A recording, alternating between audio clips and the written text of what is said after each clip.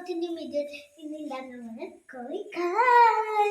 കുഴിക്കാൻ എന്നാൽ നമുക്ക് തുടങ്ങിയാലോ.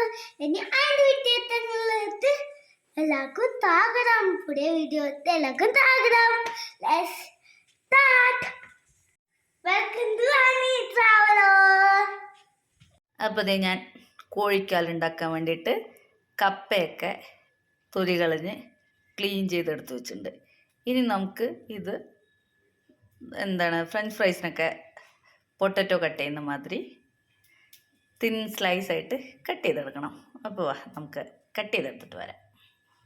ഞാനത് കപ്പയൊക്കെ മുറിച്ച് കഴുകി എടുത്ത് വന്നിട്ടുണ്ട്. അപ്പോൾ അത് മുറിച്ച് കഴിഞ്ഞിട്ട് നമ്മൾ നോർമലി കപ്പ പുഴുക്കിനൊക്കെ കപ്പ കഴുകുന്ന മാതിരി കഴുകി അതിൻ്റെ മട്ടൊക്കെ കളയില്ലേ, അങ്ങനെ കളഞ്ഞെടുക്കണേ. അപ്പോൾ നമുക്കിനി അടുത്ത സ്റ്റെപ്പിലേക്ക് കിടക്കാം. ഞാൻ കപ്പയൊക്കെ നേരത്തെ പറഞ്ഞ മാതിരി മുറിച്ച് എടുത്തിട്ടുണ്ട് തിൻ സ്ലൈസായിട്ട്. ഇനി അതിനകത്തേക്ക് ചേർക്കാനുള്ള സാധനങ്ങളാണ്.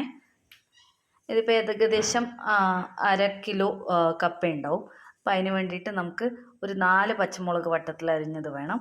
പിന്നെ ഒരു 10 വലിയ വെളുത്തുള്ളി ഇല്ലേ, അത് ചതച്ചത്, ഒരു കുഞ്ഞ് കഷ്ണം ഇഞ്ചി, 1/2 ഇഞ്ച് കഷ്ണം ഇഞ്ചി ചതച്ചത്. ഇഞ്ചി അധികം ആവാനേ പാടില്ല, അതിട്ട് സൂക്ഷിക്കണേ. പിന്നെ 1 ടീസ്പൂൺ ജീരകം ചതച്ചത്. പിന്നെ വേണ്ടത് മെയിൻ ഇൻഗ്രീഡിയൻറ്റ് 1/2 കപ്പ് കടലമാവ്, ഒരു 4 ടേബിൾ സ്പൂൺ അരിപ്പൊടി. അരിപ്പൊടി പറഞ്ഞാൽ നമ്മുടെ ഇടിയപ്പപ്പൊടിയോ പത്തിരിപ്പൊടിയോ അതൊക്കെ. ഇത്രയും സാധനങ്ങളാണ് വേണ്ടത്. ഇനി നമുക്ക് എന്ത് ചെയ്യണമെന്ന് വെച്ചാൽ ഇതൊക്കെ നമ്മൾ നേരത്തെ കട്ട് ചെയ്ത് വെച്ച കപ്പയിലേക്ക് ആഡ് ചെയ്യണം. അപ്പോൾ നിങ്ങളത് ചെയ്യുമ്പോൾ കപ്പ ഇത്തിരി വലിയൊരു പാത്രത്തിലെടുക്കണം. കാരണം ഇത് മിക്സ് ചെയ്യാൻ വേണ്ടി എളുപ്പത്തിനാണ്. അല്ലെങ്കിൽ ചിലപ്പോൾ നമ്മൾ മുറിച്ച് വെച്ചിരിക്കുന്ന കഷ്ണങ്ങളൊക്കെ പൊട്ടിപ്പോകാൻ സാധ്യതയുണ്ട്. അപ്പോൾ ഇത്രയും സാധനങ്ങൾ നമ്മൾ അരിഞ്ഞു വെച്ചിരിക്കുന്ന കപ്പയിലേക്ക് ചേർത്തണ്ടേ. ഇനി നമുക്ക് അതിലേക്ക് ആവശ്യത്തിന് ഉപ്പ്, പിന്നെ ഒരു 2 ടീസ്പൂൺ മുളക് പൊടി. അതിപ്പോൾ നിങ്ങൾ എരിവ് നോക്കിയിട്ട് ആഡ് ചെയ്യണം. നമ്മൾ ഓൾറെഡി പച്ചമുളക് ചേർത്തിട്ടുള്ളതാണ്. ഇപ്പം ഞാൻ 2 ടീസ്പൂണാണ് ആഡ് ചെയ്തത്. ഇപ്പോൾ ഹനിക്കും കൂടി കഴിക്കേണ്ടത് കാരണം നിങ്ങൾക്ക് എരിവ് കൂടുതൽ വേണമെന്നുണ്ടെങ്കിൽ കൂടുതൽ ആഡ് ചെയ്യാം. പിന്നെ ഒരു 1/2 ടീസ്പൂൺ മഞ്ഞൾപ്പൊടി, 1/2 ടീസ്പൂൺ ഗരം മസാല. ഇത്രയും ആണ് നമ്മൾ മസാലപ്പൊടികളായിട്ട് ആഡ് ചെയ്യുന്നത്. ഇതൊക്കെ ആഡ് ചെയ്ത ശേഷം ഇതെല്ലാം കൂടി ഒന്ന് നന്നായിട്ട് മിക്സ് ചെയ്യുക. മിക്സ് ചെയ്യുമ്പോൾ നല്ല ജെൻറ്റിലായിട്ട് മിക്സ് ചെയ്യാൻ ശ്രദ്ധിക്കണം. അല്ലാന്നുണ്ടെങ്കിൽ നമ്മൾ അരിഞ്ഞു വെച്ചിരിക്കുന്ന കപ്പയുടെ കഷ്ണങ്ങളൊക്കെ പൊട്ടിപ്പോവും. പിന്നെ ഇതിൻ്റെ ഏറ്റവും പ്രധാനപ്പെട്ട ഒരു ഇൻഗ്രീഡിയൻറ്റ് ഇത് ഞാൻ മറന്നുപോയായിരുന്നു, ഇപ്പോഴാണ് ഓർമ്മ വന്നത്. ഒരു നുള്ള് കായപ്പൊടി. ഇതിട്ടാൽ ഇതിൻ്റെ ഫ്ലേവർ കുറച്ചും കൂടി എൻഹാൻസ് ആവും. പക്ഷെ അത് കൂടി പോരുത്. ഒരു നുള്ള് പേരിന് മാത്രമേ ചേർക്കാൻ പാടുള്ളൂ. ഇനി ഇത് നമുക്ക് നന്നായിട്ടൊന്ന് മിക്സ് ചെയ്തെടുക്കാം. പൊടികളൊക്കെ നന്നായിട്ട് കപ്പയുടെ കൂടെ മിക്സ് ചെയ്ത ശേഷം നമ്മളിതിൽ കുറേശ്ശെ വെള്ളം ഒഴിച്ചിട്ട് ഒന്നുകൂടി ഒന്ന് മിക്സ് ചെയ്യണേ.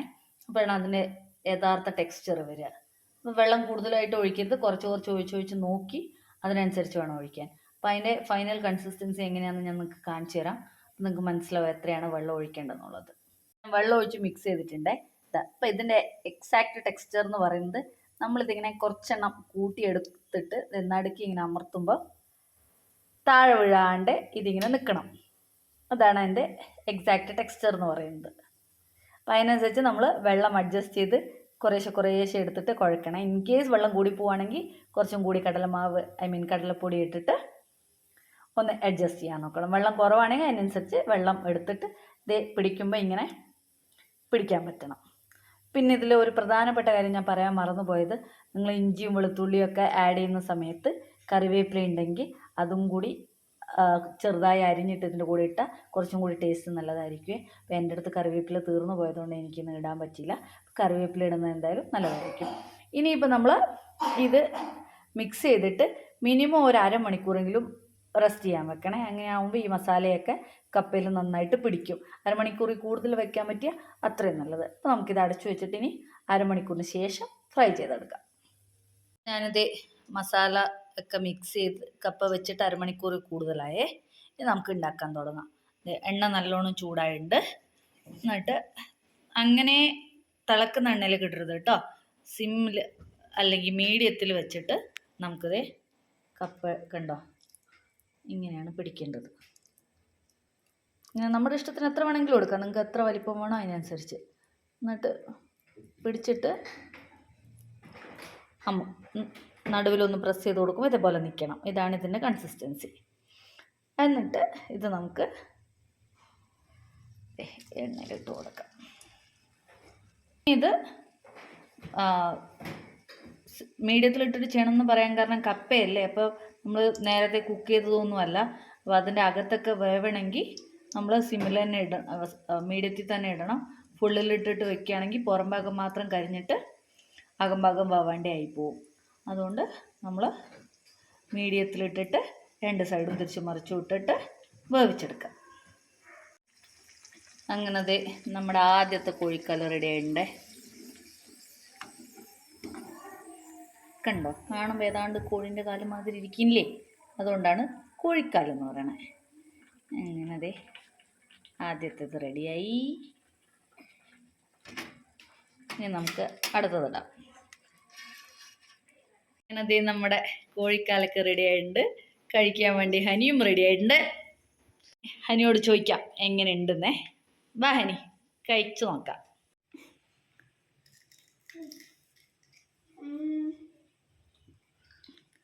അപ്പം ഹനി കൊള്ളാന്നാ പറയുന്നത്. എന്തായാലും നല്ല ടേസ്റ്റ് ഉണ്ടാവും എന്ന് എനിക്ക് തോന്നുന്നത്. കാരണം നമുക്ക് ആ ജീരകത്തിൻ്റെയും ഇഞ്ചിയും വെളുത്തുള്ളിൻ്റെ ഒക്കെ ഫ്ലേവർ ഇതിൻ്റെ കൂടെ ചേരുമ്പോൾ നല്ല ടേസ്റ്റാണ്. അപ്പോൾ ഇതുവരെ ഉണ്ടാക്കി നോക്കാത്തവരാണെങ്കിൽ ഒന്ന് ഉണ്ടാക്കി നോക്കിയിട്ട് എങ്ങനെയുണ്ടെന്ന് പറയണേ. അത്ര ബുദ്ധിമുട്ടുള്ള കാര്യമൊന്നുമല്ല. എനിക്ക് തോന്നുന്നു കപ്പ ഇങ്ങനെ അരിഞ്ഞെടുക്കാൻ വേണ്ടി മാത്രമേ കുറച്ച് ബുദ്ധിമുട്ടുള്ളൂ.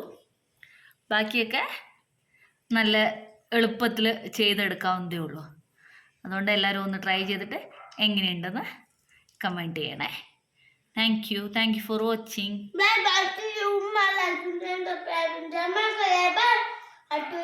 പുതിയ വീഡിയോ വീണ്ടും കാണാം.